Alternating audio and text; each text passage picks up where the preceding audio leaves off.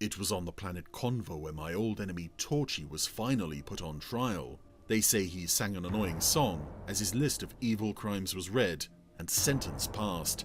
Then he made his last, and I thought somewhat curious request. He demanded that I, Chris Dale, allow him to press the button on the randomizer. It was a request I would never have granted. Oh dear. So, I smashed him to pieces with a shovel. Right, come here, you one. Naughty boy! Take that and that! Why won't you leave me alone, you little pest? And locked his remains safely away for a journey to the edge of a black sun, where I was going to chuck them in, of course, because even in death I couldn't trust him. There, that should do it. I called out your name. In all my travels through space and time, and nearing the end of my 7th eagle, I was finally beginning to realise that I don't have a clue what I'm doing. Ah, thank you, Marina, you've brought the tea. What's that? What, no tea? You what? You saw an amorphous silver blob slithering out of the cargo hold where we're storing Torchy's remains, heading towards the cockpit? Oh, well, I'm sure it's nothing. What? Oh, all right. Oh, we seem to have changed course. Better get up there, see what's going on. Right, you take the co-pilot seat, Marina. I'm going to see if I can bring us to a stop. What's that? Timing malfunction? But we don't... Computer? Torchy the battery boy is going to fly to Topsy Turvyland in his rocket. Oh, no. So do hurry up and join him there. No. Torchy is landing his rocket on Topsy Turvyland. This can't be how it ends. Topsy Turvyland is a wonderful place. Stop this. The houses are made of fruit, Please. and there's a banana bridge and a lollipop field. Stop! Come on, everyone. Hurry up and join Torchy. He's waiting for Torchy! Torchy!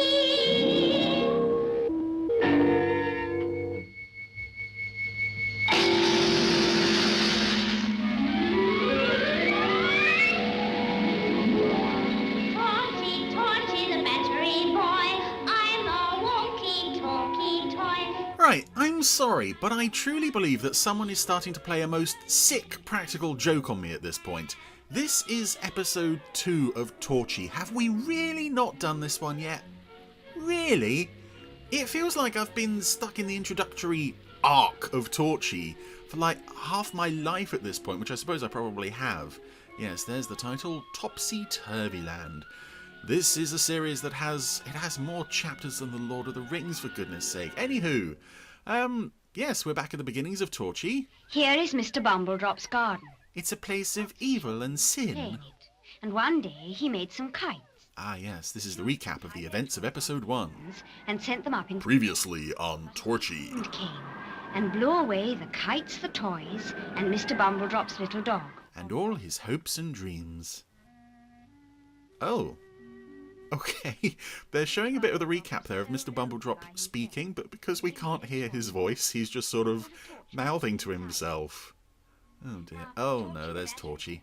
Had a magic beam, and it shone into the sky and found that all the lost toys and Pom-Pom had landed on a twinkling star. As incredible as that sounds. We all remember this, don't we? Yes. Those of you who were there indeed for the last live podcast recording will recall this in great detail. How Bumbledrop built a space rocket in his garden overnight. Do hope I reach the twinkling star soon. In addition to creating sentient, intelligent toy life with Torchy himself. But here we go, we are landing on Topsy Turvyland, the twinkling star, for the first time. Star. There was no one to be seen at all. It was a dead world, And looked around. and it was probably best that it stayed that way. Pom-Pom and all the lost toys are. I'll never find them in the dark. I think I'll have a sleep and try to find them in the morning. It's not like I've got something mounted on my head that could help me see in the dark. If only I wish. Perhaps I could have been named after such an instrument. Ah, there she is. How nice to see you. Who are you? What are you? Oh yes, this would be the first time Torchy is meeting any of our lovely talking animals and toys. Topsy-turvy land, where everything is topsy-turvy. And my favourite character, Pom Pom the Poodle, and her multitude of strings. Turvy land? What's it like? Oh, it's wonderful. Oh, If you like that sort of thing. Again, those pyramids in the background that I was asking about last time we did Torchy. notice board. Oh. Notice, this is Topsy-Turvy Land, the land where you can do whatever you want. Where you can do whatever you want. By law, on pain of death. That doesn't quite fit with the sort of, do what you want ethos of Topsy-Turvy Land. As soon as you land, there's a great big sign in your face saying, do whatever you want or else. I love chocolate sauce.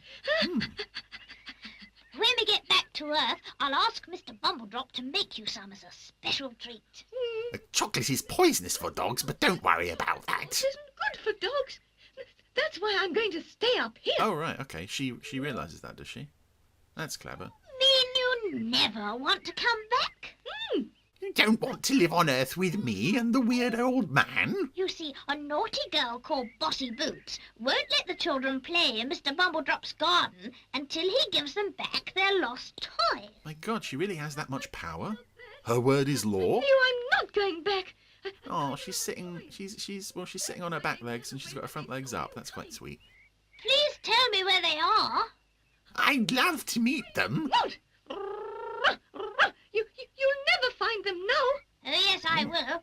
I'll press the switch on my jacket and ask my magic beam to help me. Some of Torchy's strings are tangled there. Torchy's magic beam made a noise just like a blue bottle on the window pane. There's that comparison again. She must have been really proud of that. Brighter, and pointed straight at Oh. the toys running through a lollipop field. Oh, yes. Ragdoll and Pillywig the Clown. Oh, Ragdoll is down.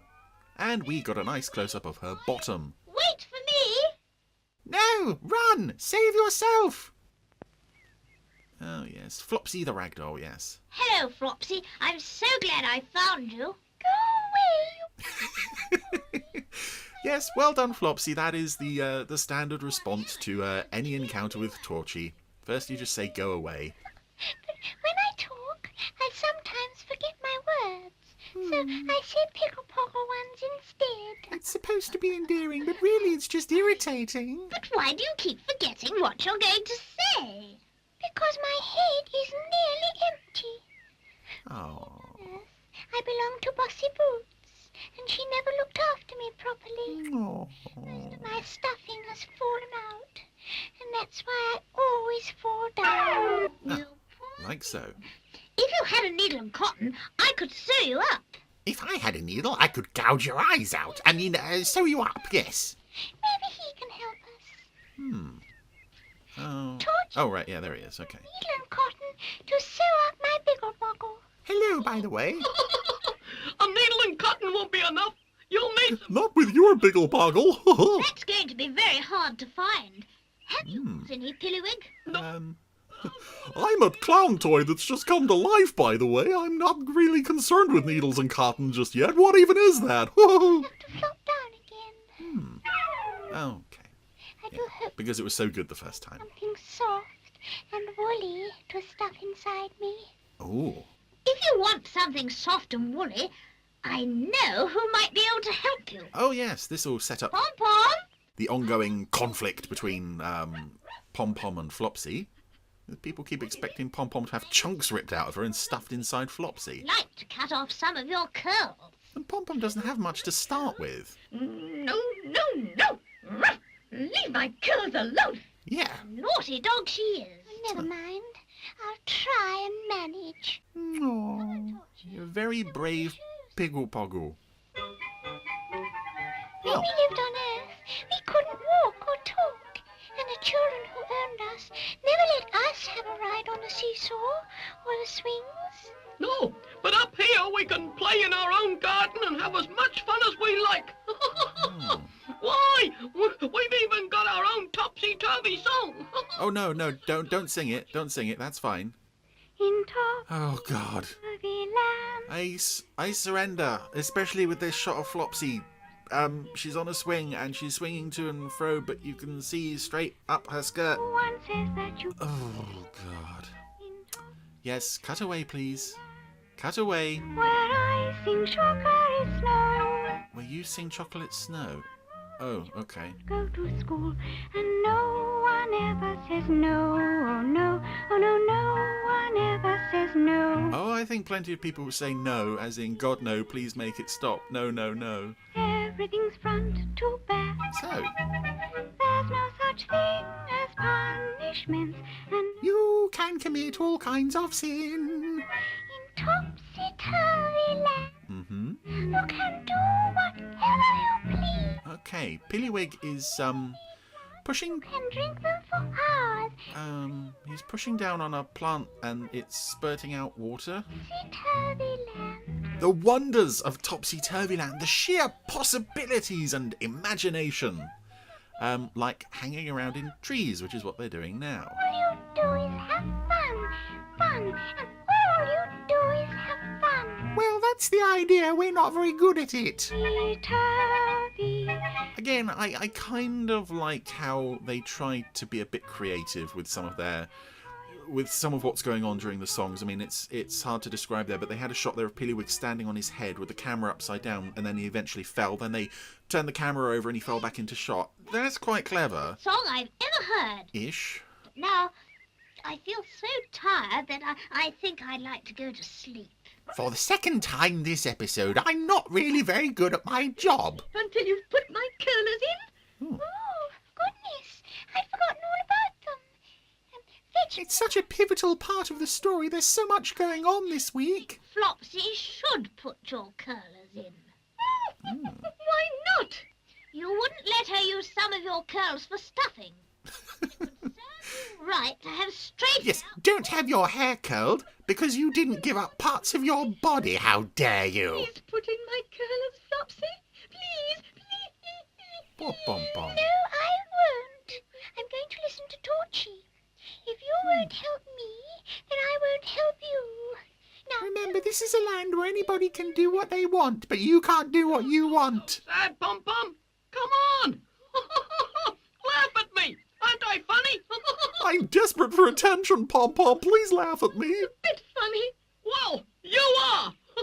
Yeah, you do look a sight! Aww. Pot, kettle, black? it's not my fault. No. Of course it is. If you gave Flopsy some of your hair, I'm sure she'd put your curlers in. Is this really the main issue of the episode? Blackmailing this poor dog. Of course! Oh, now they've got they've taken the scissors to her and they're pulling the fur as they cut it. Kept on cutting until he had a pile of white wool. And Pom-Pom's tears were as music to his ears. To Torchy, and he can stuff it into Flopsy. Speaking of stuffing things, I think Pom-Pom's gonna... You're tickling me. Oh, no. Torchy is, stuffing Flopsy. Yeah, I think Pom-Pom was gonna make off with those scissors and get up to some mischief. Oh, yes, that's a dog with a murderous look in its eyes. I think I'll make her put my curlers in now.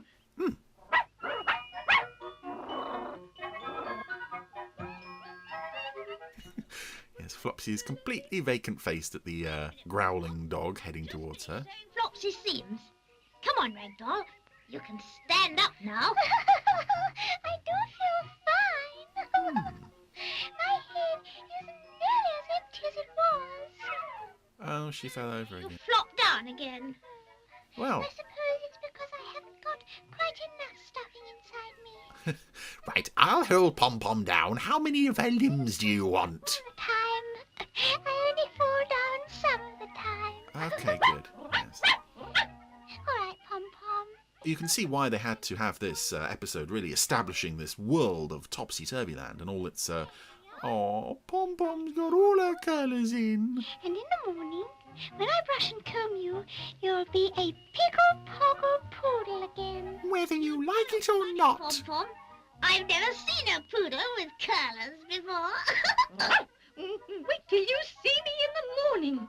I'll be beautiful. I'm sure you will. Now, let's go to sleep, and when we wake up, we can have lots of fun on Topsy-Turvy Land. Well, I've seen episode 3, and I think episode 4, and multiple other episodes, so I would have to dispute that claim, Torchy. But anyway, that was episode 2 of Torchy, Topsy Turvy Land, and Blue eyes. what can you really say about that? It's a you know, a vital link between episode 1 and episode 3. Episode 3 was the first one we ever did on the randomizer, I think, the one that introduced Squish. A little battery boy. I don't feel that did much of a good job setting up the world of Topsy Turvy Land, quite frankly. I think if I were watching this show back in 1960, I would feel a bit cheated that you have, supposedly, this world where anyone can do anything they want to do, and all they do is bicker about cutting fur off the dog. Because you can do that here. Well, there's another one done. Another cockroach stamped out under the heel of the randomizer. I have no idea how many more of these we've got to do, but yeah, they'll just keep coming. Again, like cockroaches, there'll be an episode 0 next week.